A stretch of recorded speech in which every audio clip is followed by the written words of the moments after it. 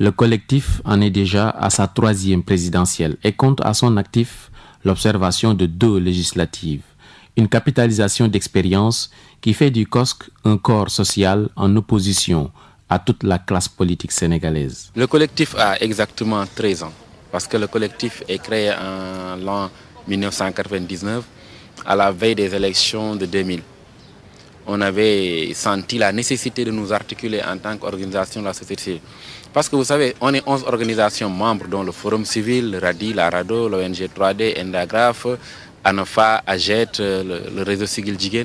Donc les organisations de la société civile qui sont rompues à ces questions électorales. On avait commencé à faire un constat de disparité, un constat de dispersion de nos initiatives. Et ça nous fragilisait. À un moment donné, on a senti la nécessité de nous retrouver pour constituer un seul bloc et gérer ces questions aussi sensibles, ces questions aussi importantes pour la nation, à savoir la question électorale. Et peut-être noter à ce niveau-là qu'il y a une structuration au niveau national. C'est-à-dire qu'il y a une coordination de 11 organisations de la société civile. Mais il faut noter que dans chaque région, nous avons un point focal. Et ce point focal-là peut des fois réunir jusqu'à 15, 50, 25 organisations. Vraiment qui fouillent pratiquement tous les secteurs de la société civile. Les associations de quartier, les ASC, les ONG représentées sur place, etc. La mobilisation est la même pour chaque élection, à travers notamment l'éducation de l'électorat. Est-ce que vous savez le collectif des organisations de la société civile pour les élections? Nous avons pour nous une carte électeur.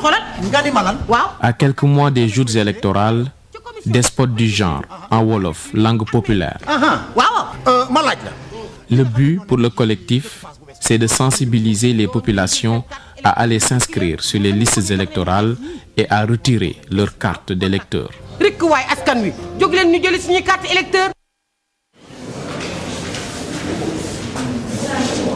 Ouverture bureau de vote, déroulement de la consultation, clôture du scrutin. Zone par zone, minute par minute, le collectif veille au grain.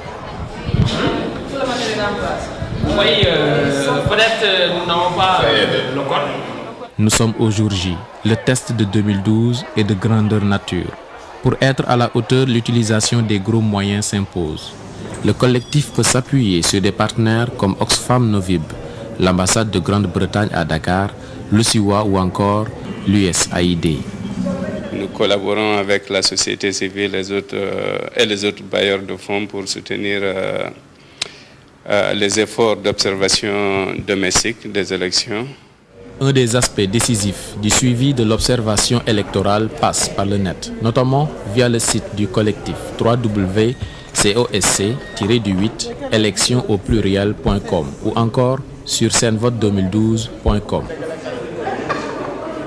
Dans la Situation Room, le procédé semble simple, avec un système bien réfléchi qui s'adosse sur l'apport technique de l'ONG One World. Actuellement, par exemple, nous avons à peu près 1080 bureaux. Après la révolution des téléphones portables à la présidentielle de 2000, le Sénégal de 2012 innove sur le web et en temps réel le déroulement du scrutin dans plus de 10 000 bureaux de vote.